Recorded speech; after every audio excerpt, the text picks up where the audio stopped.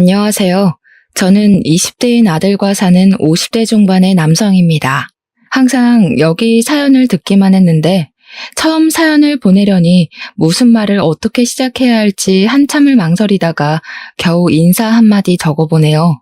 지금부터 제가 들려드릴 이야기는 결코 좋은 이야기는 아니지만 그래도 이 자리를 빌려 용서를 구하고 제가 잘못한 일에 대해 쓴소리도 듣고 싶어서 한자 한자 마음을 담아 글을 써봅니다.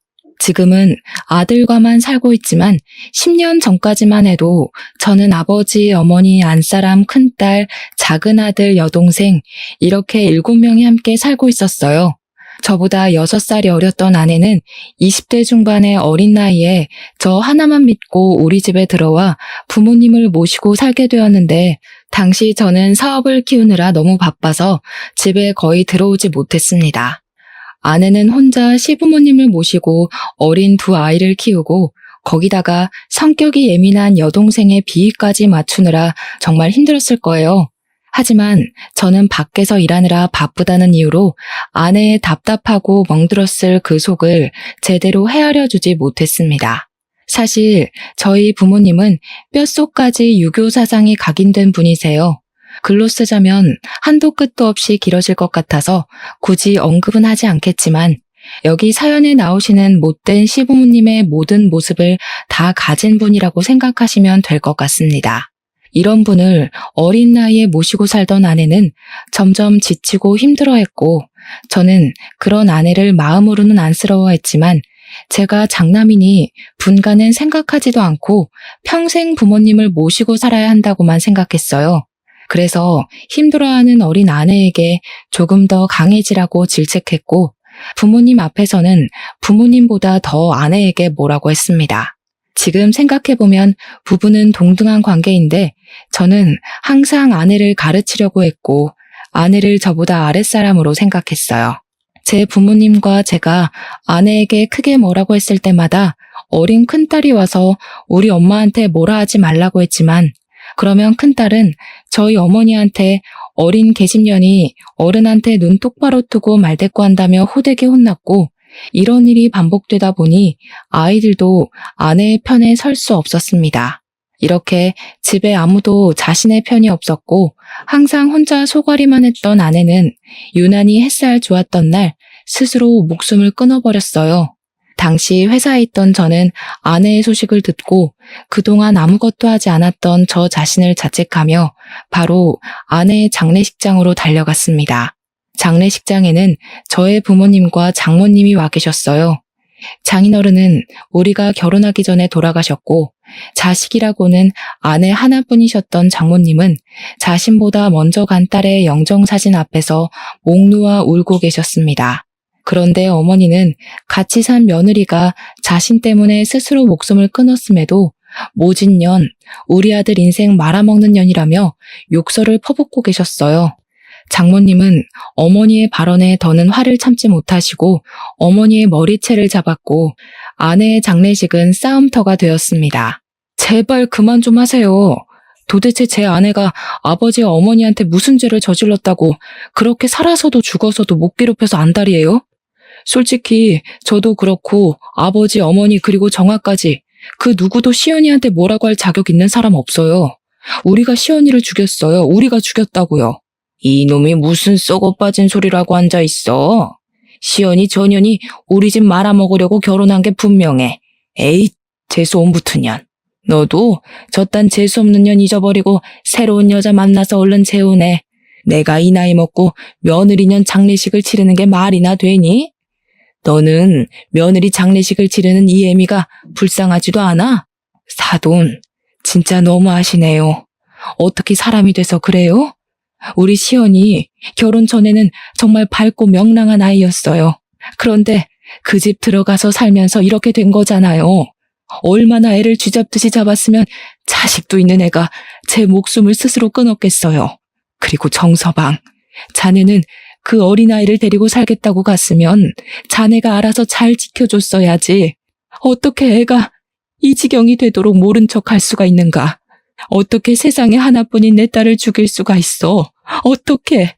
장모님은 딸의 죽음 앞에 절규하셨고, 어머니는 딸을 잃은 장모님 앞에서도 아주 당당하셨고, 오히려 제 아내가 재수 없다며 욕했습니다. 그 모습을 보며 아무리 저를 낳아주고 길러준 어머니이지만 이런 어머니와 우리 아이들이 함께 살면 평생 불행할 것이라는 확신이 들었어요. 제 아내는 비록 제가 어리석어 지켜주지 못했지만 우리 아이들은 어머니로부터 지켜내고 항상 저에게 진심으로 따뜻하게 대해주셨던 장모님의 아들로 살겠다고 다짐했습니다. 그래서 저는 아내의 장례식이 끝나자마자 장모님 집 근처로 저와 두 아이가 함께 살 집을 찾아다녔어요. 마침 장모님이 살고 계시는 아파트 단지에 저와 아이들이 같이 살만하고 저렴하게 나온 매물이 있어서 바로 계약하고 저는 집에 들어와 아이들과 제 짐을 챙겼습니다. 갑자기 들어와 짐을 챙기는 제게 부모님이 어디 여행이라도 가냐고 물으시길래 이제부터 부모님을 모시지 않고 연락도 끊고 나가 살겠다고 했습니다. 부모님은 매우 당황하셨어요.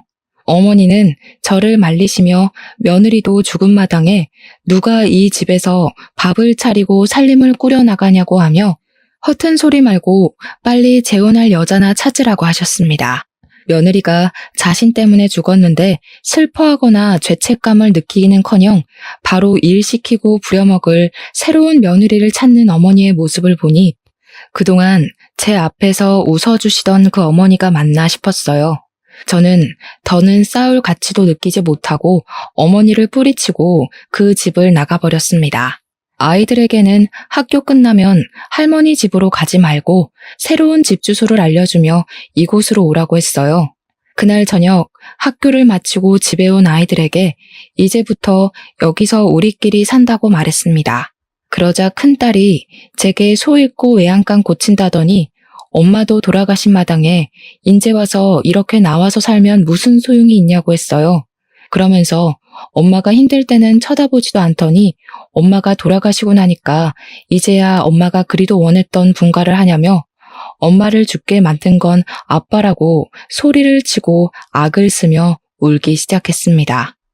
저는 그런 딸에게 아무 말도 할 수 없었어요.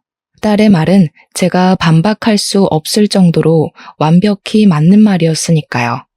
그 뒤로도 딸은 제게 원망의 말을 퍼부었고 딸의 말 한마디 한마디가 제 가슴을 날카롭게 후벼 팠습니다. 저는 그런 딸에게 아빠가 엄마를 지켜주지 못해서 미안하다고 앞으로 너희들은 지옥 불구덩이 속에서라도 반드시 지킬 것이라고 했어요. 이렇게 우리끼리의 첫날은 눈물과 후회와 자책으로 지나갔습니다. 다음 날 저는 장모님을 찾아갔어요. 같은 아파트로 이사를 했고 이제 장모님을 어머니로 모시고 살고 싶다고 말씀드렸습니다. 장모님은 이미 내 딸은 떠났는데 이게 다 무슨 소용이냐고 하시며 다시는 얼씬도 하지 말라고 하셨어요. 하지만 저는 다음 날에도 그 다음 날에도 계속 장모님께 찾아갔습니다. 그렇게 한 석 달이나 지났으려나요? 제 얼굴만 보면 화를 내시던 장모님이 그날은 제게 저녁은 먹었냐며 밥을 차려주셨습니다. 오랜만에 장모님의 밥을 먹어서 그런지 아니면 먼저 간 아내가 생각이 나서 그런지 자꾸 눈물이 나더군요. 장모님은 그런 저의 손을 잡으며 이미 간 아이가 이런다고 살아 돌아오는 것도 아니니 이제 잊고 아이들을 봐서라도 힘내서 살아가라고 하셨습니다. 그날 이후로 저와 아이들은 장모님을 종종 찾아뵈었어요. 다행히 아이들은 제 어머니와는 달리 갈 때마다 맛있는 음식과 간식거리들을 만들어주시고 손주들의 이야기 하나하나에 귀를 기울여주시는 장모님을 잘 따랐습니다. 반면 저희 어머니는 아이들의 무시를 당해야 했어요. 한 집에 살 때 큰딸은 계집애라고 구박하고 작은 아들은 우리 집 장손이니 강하게 커야 한다고 하며 정을 일절 주지 않았었거든요. 그래서 아이들이 저희 어머니와 같이 보낸 시간은 많았지만 정은 하나도 없었습니다. 어머니는 제게 전화해서 아이들이 보고 싶다고 했지만 제가 아이들을 보여주지 않자 아이들의 학교까지 찾아왔었대요.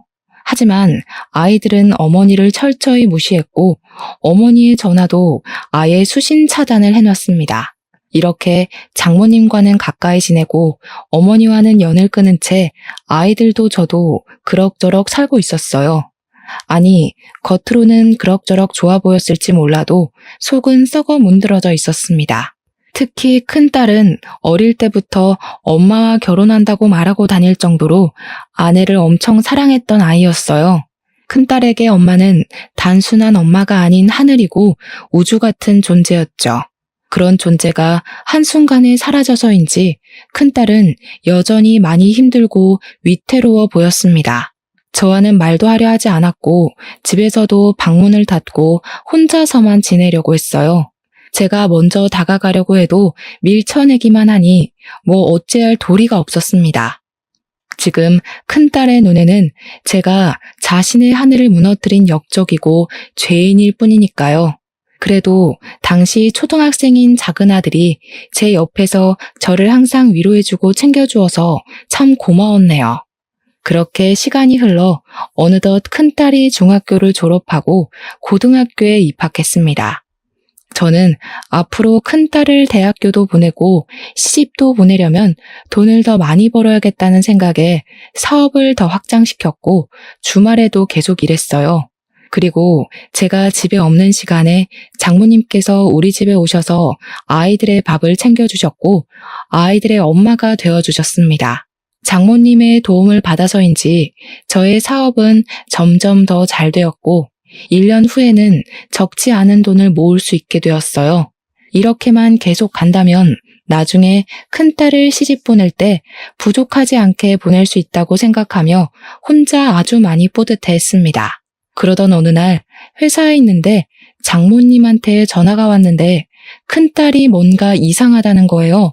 무슨 말씀이시냐고 했더니 큰딸의 머리카락이나 입었던 옷에서 자꾸 담배 냄새가 나는 것 같고 분명히 독서실 다녀왔다고 했는데 술을 마시고 오는 것 같다는 것입니다.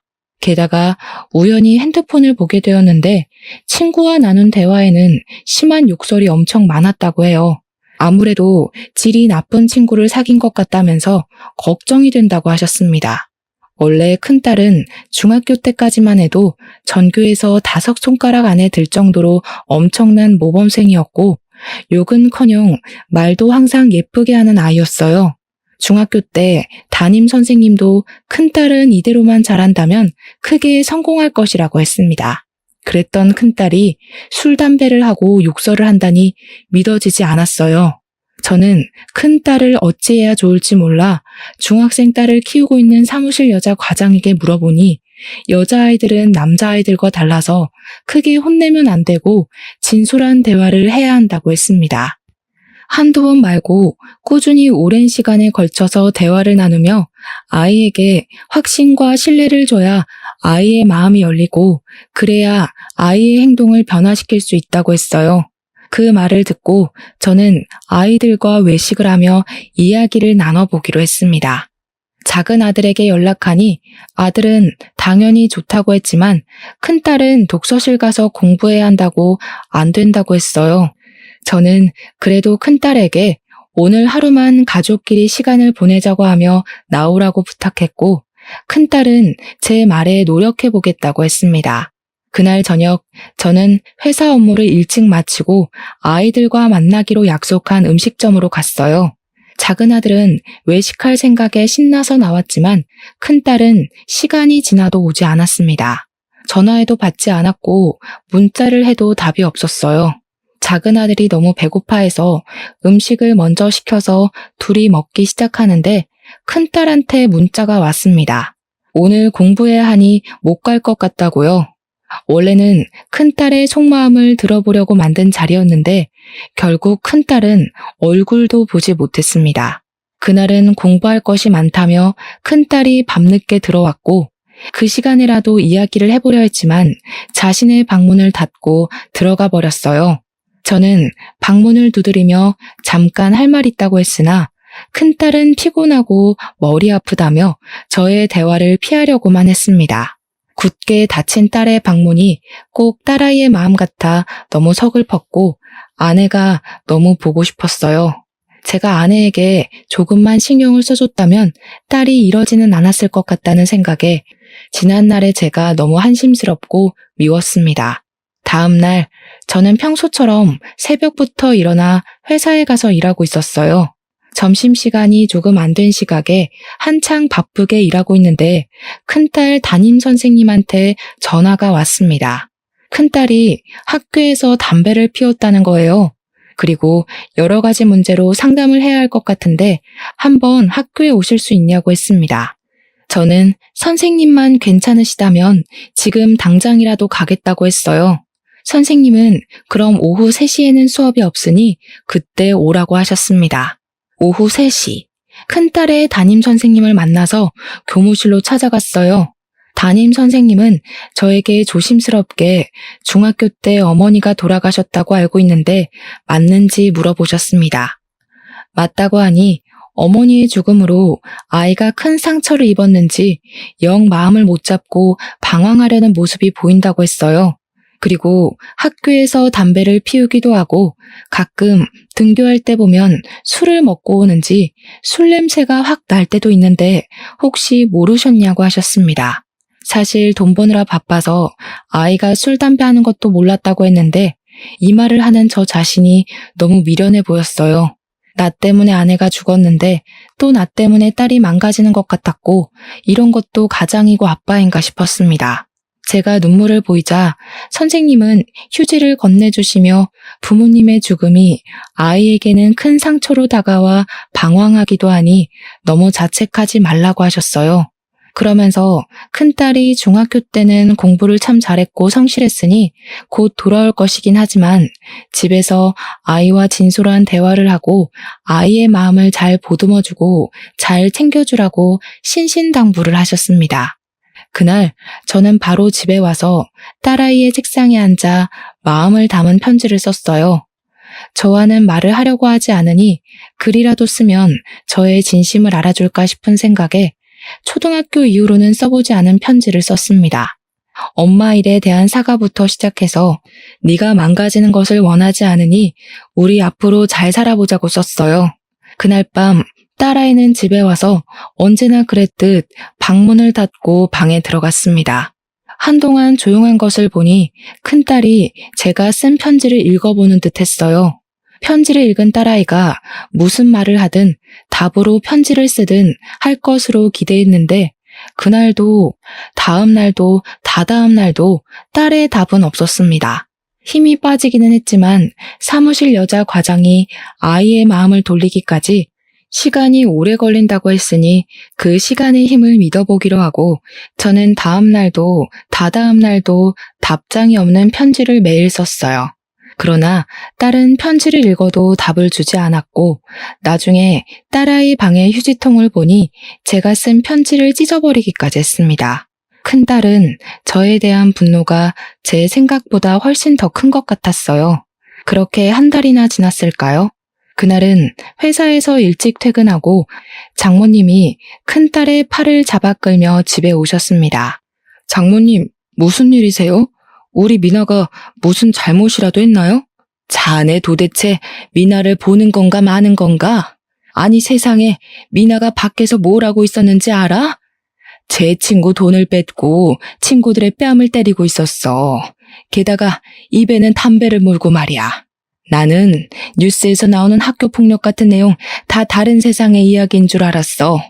그 가해자들은 도대체 어떤 집구석에서 자랐길래 저렇게 행동하나 했는데 세상에 그 집구석이 우리 집구석일 줄 꿈에도 몰랐네. 그 가해자가 내 손녀 딸일 줄 정말 상상도 못했다고. 미나야, 할머니 말이 다 사실이야? 네가 정말 친구 돈 빼앗고 뺨 때리고 담배 피우고 있었어? 어? 대답해. 큰딸은 사실을 확인하려는 제게 대답 대신 욕설을 하고 자신의 방으로 들어가려고 했습니다. 솔직히 그동안 큰딸이 술과 담배를 하는 것은 알고 있었고 고등학생이 술, 담배를 하는 것은 안 되는 것이라는 것도 알지만 그래도 남에게 피해를 주는 행동은 아니라는 생각에 어르고 달래면 언젠가는 예전 모습으로 돌아올 것으로 생각했어요. 그런데 단순한 술, 담배가 아니라 다른 친구를 때리고 협박까지 한다고 하니 더는 기다리고 보고만 있으면 안 될 것 같았습니다. 저는 방에 들어가려는 큰딸을 붙잡아 앞에 앉혀놓고 생전 처음으로 크게 혼냈어요. 그러나 큰딸은 그래도 자신의 잘못을 인정하지 않았습니다. 아빠는 뭘 잘했다고 나한테 큰 소리야? 그깟 편지 몇 장 쓰면 용서가 될 것 같아? 하늘에 있는 우리 엄마가 살아 돌아오기는 하냐고. 아빠가 엄마 죽인 것처럼 나도 어디 한번 그렇게 해봐. 나도 어디 한번 죽여보라고. 그래, 네 엄마 그렇게 된 건 다 내 잘못이야. 그건 인정해. 그런데 아무리 그래도 네가 다른 친구들 돈 뺏고 뺨 때리고 한 것은 잘못한 일이야. 이건 네가 벌 받고 그 친구들에게 사과할 일이라고.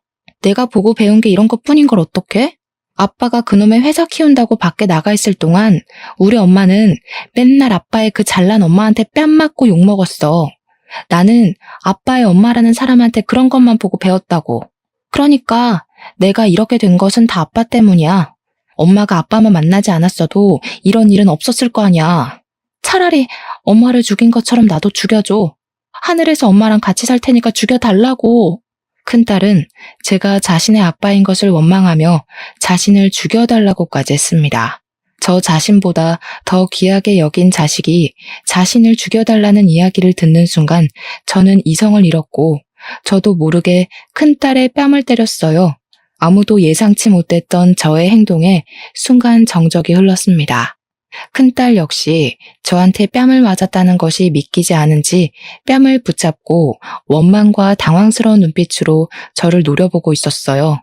장모님은 큰딸을 감싸 안으며 어떻게 딸 자식의 뺨을 때릴 수가 있냐고 하며 저를 혼내셨습니다.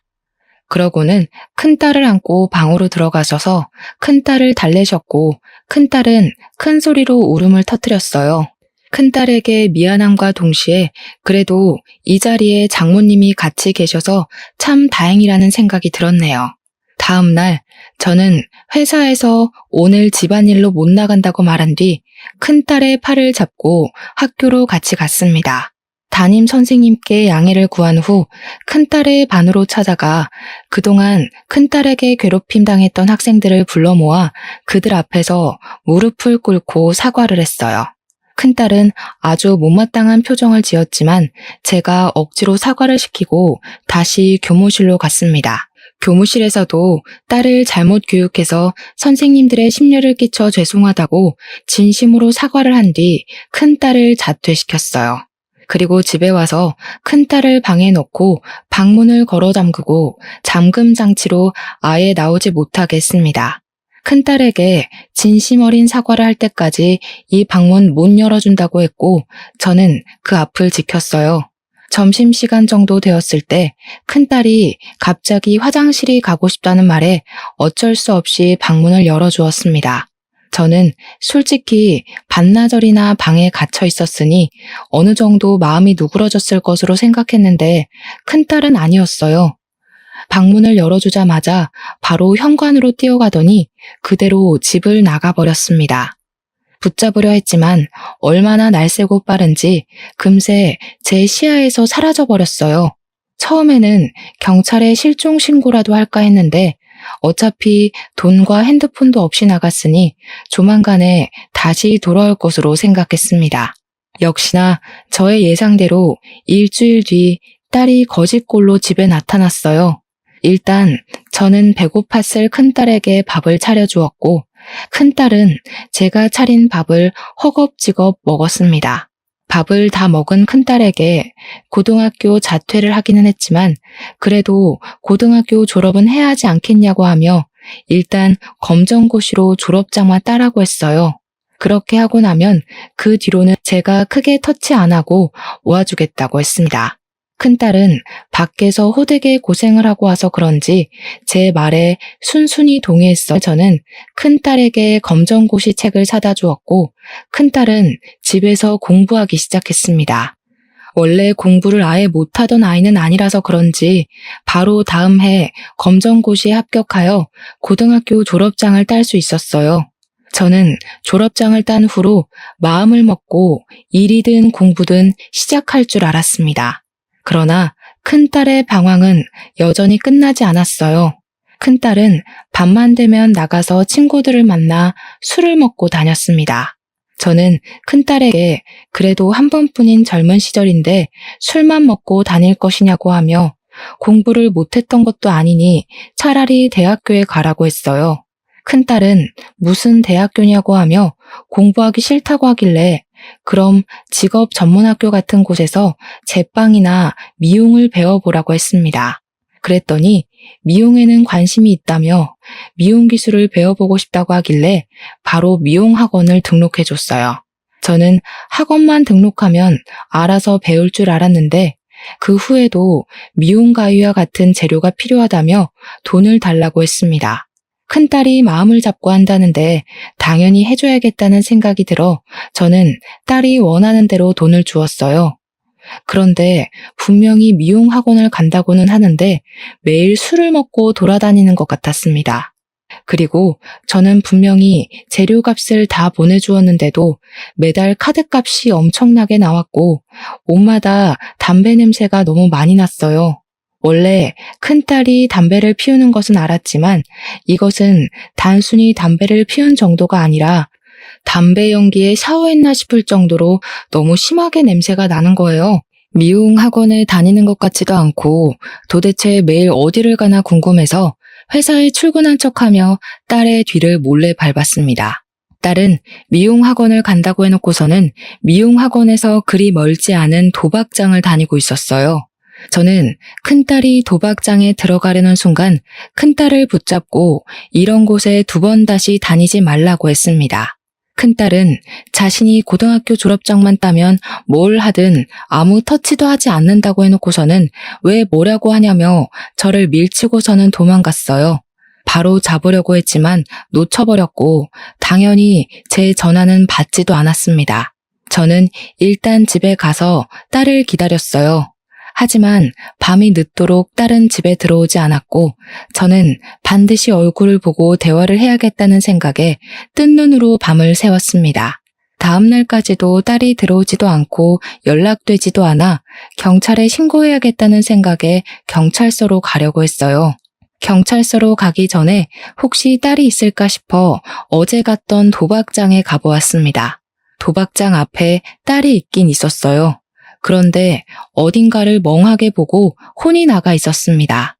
제가 왜 저러지 싶어 딸의 눈을 따라가 보았는데 저는 눈앞에 펼쳐진 광경에 깜짝 놀랐습니다. 딸의 시선 끝에는 장모님이 머리에 피를 흘리며 누워 계셨어요. 저는 일단 119에 신고하고 나서 딸에게 도대체 이게 무슨 일이냐고 했습니다.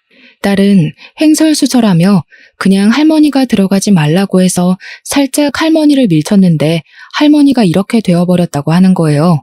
정확히 무슨 일인지 듣기 위해 도박장 근처에 있던 다른 사람들에게 물어보니 큰딸이 도박장에 들어가는 것을 본 장모님이 큰딸을 말렸고 이 과정에서 몸싸움이 났다고 합니다.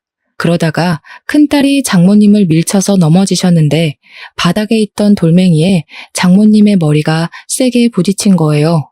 딸은 정말 이렇게 될 줄은 몰랐다며 여전히 넋이 나가 있었습니다. 잠시 후 구급차가 와서 장모님이 병원으로 이송이 되긴 했지만 이미 출혈량이 너무 많아 병원에 도착하기도 전에 장모님은 돌아가셨어요. 장모님이 돌아가셨다는 구급대원의 말에 큰딸은 할머니를 부르짖으며 죄송하다고 했고 우리는 병원에 도착하자마자 바로 장례식 준비를 해야만 했습니다. 장모님의 영정사진이 준비되고 장모님에게는 남편이나 자식이 없어 제가 상주 역할을 했어요. 큰딸은 여전히 울고 난리가 났습니다. 그렇게 우는 큰딸을 보며 이제는 딸이 정신 차리고 살 것으로 확신했어요. 아내가 큰딸의 우주이고 하늘이었다면 장모님은 큰딸에게 아낌없이 주는 나무와 같은 존재였습니다. 장모님은 언제나 큰딸 옆에서 큰딸에게 필요한 것들을 내어주시는 분이었거든요. 그런 장모님이 큰딸 자신의 실수로 돌아가셨으니 이제 남은 생은 최선을 다해 살겠다는 생각이 들었습니다. 그렇게 눈물과 탄식으로 장례식 첫째 날은 정신없이 흘러갔어요. 그리고 둘째 날 오전에 입관식을 했습니다. 장례식 직원의 안내에 따라 입관실로 가니 큰 유리창이 있었고 그 건너편에 장모님이 누워 계셨어요. 직원들은 정성스럽게 장모님께 수의를 입혀드렸고 마지막 인사를 하러 장모님 옆으로 갔습니다. 장모님은 곱게 화장을 하고 눈 감고 계셨어요. 지금 당장이라도 일어나셔서 우리 사위 왔냐고 하시며 제 손을 잡아주실 것 같았지만 감긴 장모님의 눈은 떠지지 않았고 손은 얼음보다도 더 차가웠습니다. 큰딸도 자신 때문에 이렇게 되신 할머니의 모습을 보며 죄송하다고 연신 말하며 오열을 했어요. 이렇게 눈물의 입관식을 한 후 오후에는 밀려오는 손님 맞이로 눈코 뜰 새가 없이 바빴습니다. 제 회사 직원들도 오고 평소에 장모님을 잘 알고 계시던 친지분들도 많이 오셨어요. 장모님의 친지분들은 건강했던 사람이고 평소에 손녀딸 자랑을 하고 다녔는데 어떻게 일이 될 수가 있냐며 큰딸을 보고 혀를 끌끌 차셨습니다. 큰딸은 고개를 푹 숙인 채 아무 말도 하지 못하고 죄인처럼 있었어요. 그리고 밤이 되었습니다. 저는 장모님의 장례식으로 들어온 부조금을 확인하고 돈을 잘 정리한 뒤 보이지 않는 안전한 곳에 넣고 바로 잠이 들었어요. 장례식 마지막 날은 발인 날이라 새벽부터 일어나서 정신없이 준비했는데 큰딸이 보이지 않았습니다. 처음에는 화장실을 간 줄 알았는데 발인 시작 직전까지도 큰딸이 나타나지 않았어요. 저는 저와 아이들의 짐을 챙기면서 부조금도 챙겼는데 어제와는 달리 부조금 봉투가 이상하게 얇았습니다. 그 안을 보니 어제 정리해둔 돈은 온데간데 없고 웬 종이만 하나 있었어요. 종이를 펼쳐보니 큰딸의 죄송하다는 편지였습니다. 저는 설마 하는 생각에 큰딸에게 전화를 걸었지만 큰딸은 당연히 전화를 받지 않았어요. 순간 뒤통수를 세게 맞은 기분이 들었습니다.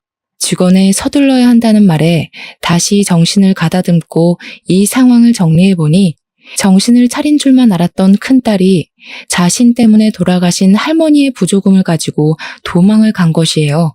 장례식장 직원이 지금 바로 출발해야 한다는 말에 어쩔 수 없이 화장터로 향했는데 화장터에서도 납골당에서도 큰딸의 모습도 보이지 않고 제 전화를 받지 않았습니다.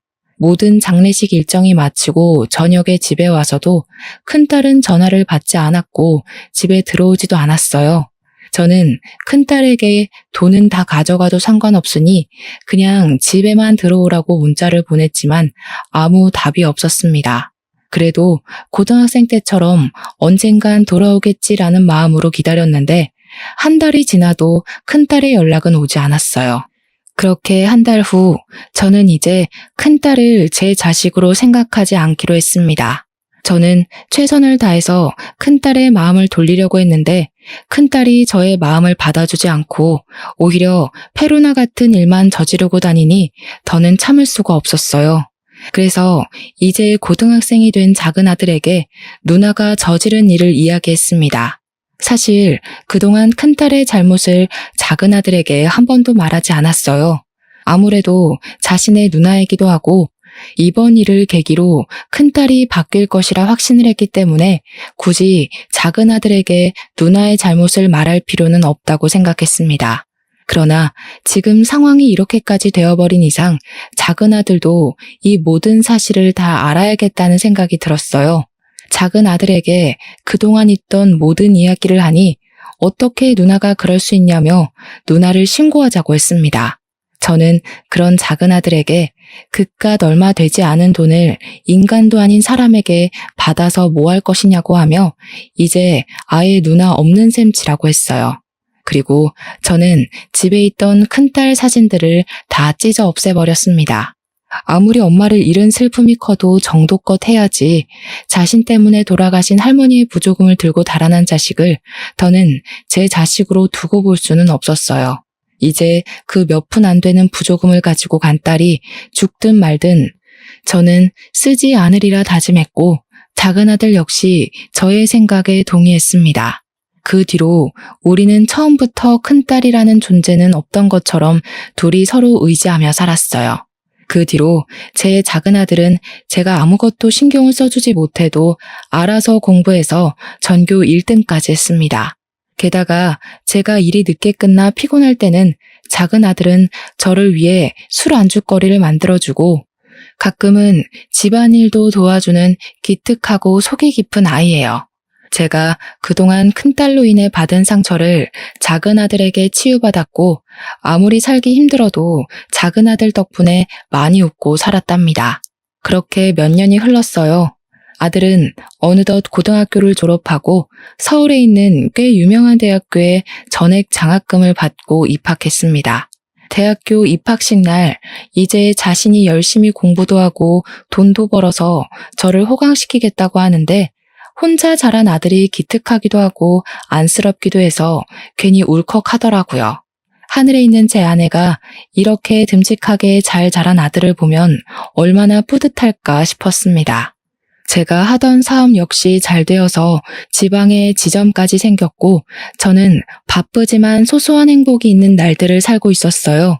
지금 생각하면 사실 완전히 행복하다고 볼 수는 없었습니다. 물론 예전보다는 행복했지만 여전히 큰딸의 행방을 알지 못해 답답했고 매일 밤 딸에 대한 걱정과 아내를 지키지 못한 죄책감 때문에 눈물을 흘리며 잠들곤 했어요. 아들에게도 내색은 하지 않았지만 단 하루도 딸 생각을 하지 않은 적이 없었습니다. 그러던 어느 날 회사로 경찰들이 찾아와서 제게 혹시 정민아 씨를 아느냐고 물었어요. 저는 제 딸이기는 하지만 몇 년 동안 연락이 안 되고 있다고 했습니다. 경찰이 하는 말이 딸이 회사 돈 1억 3천만 원 정도를 횡령해서 수배령이 내려졌다고 했어요. 경찰에게 자세한 내막을 알아보니 딸이 장모님의 부조금을 들고 도망친 후 여기저기 떠돌며 다니다가 돈이 떨어져 중소기업의 경리로 취업을 했다고 합니다. 그곳에서 4년 정도에 걸쳐 회사 돈을 조금씩 자신의 통장으로 몰래 이체를 했다고 해요. 이렇게 해서 그동안 횡령한 돈이 무려 1억 3천만 원이었습니다. 나중에 알게 된 사장님은 딸을 신고했고 딸은 그 뒤로 자취를 감춰버렸대요. 저는 일단 경찰에게 혹시라도 연락되거나 집에 찾아오면 바로 신고하겠다고 했습니다. 그리고 며칠 후 작은 아들은 시험 기간이라 학교 도서관에서 밤새운다고 해서 저 혼자 집에 있었어요. 그날따라 피곤해서 일찍 잠자리에 들었는데 새벽쯤 우리 집 문을 두드리는 소리가 들렸습니다. 잠에서 깨서 앉아있는데 밖이 조용하길래 잠결에 잘못 들었나 싶어 다시 자려던 순간 누군가 또 문을 두드렸어요. 저는 현관으로 나가 누구냐고 물으니 웬 여자 목소리가 들렸습니다. 혹시나 하는 생각에 문을 열어보니 딸이었어요. 저는 일단 딸에게 집으로 들어오라고 했습니다. 집안 불을 켜고 몇 년 만에 딸의 모습을 봤는데 정말 꼴이 말이 아니었어요. 얼굴은 해골이나 마찬가지일 정도로 바짝 마르고 며칠을 못 씻었는지 얼굴이 새까맸습니다. 옷도 다 해지고 찢어졌고 신발도 한쪽은 신고 한쪽은 없었어요. 그동안 어떻게 살았는지 물어보고 싶었으나 너무 배고파서 힘이 없다는 말에 일단 밥을 차려주었습니다. 큰딸은 고등학교 때처럼 제가 차려준 밥을 허겁지겁 먹었어요. 밥을 다 먹은 딸에게 일단 가서 씻고 오라고 하며 보일러를 틀어주었습니다. 그리고 저는 딸이 씻을 동안 경찰에 신고했어요. 업무상 횡령 혐의로 지명 수배 중인 정민아, 우리 집에 있다고 말입니다. 딸이 씻고 나오니 경찰이 신고받고 왔다고 문을 두드렸어요. 뭐야, 아빠가 날 신고한 거야? 어떻게 그럴 수 있어? 나는 그래도 아빠가 날 지켜줄 줄 알았어. 그래서 믿고 여기 온 건데 어떻게 딸을 잡아가라고 신고할 수 있냐고. 언제까지 이렇게 나쁜 짓 하고 정신 못 차리고 다닐래? 벌써 너희 엄마 죽은 지 10년이 다 돼가. 이제 사람답게 살 때 되지 않았어? 제발 이제 그만 방황해. 하늘에 있는 엄마가 너의 이런 모습 보면 좋아하겠어? 엄마 돌아가시고 나서 아빠가 지옥 불구덩이 속에서라도 나를 반드시 지킬 거라며. 이게 날 지켜주는 거야? 어떻게 아빠가 딸한테 그래?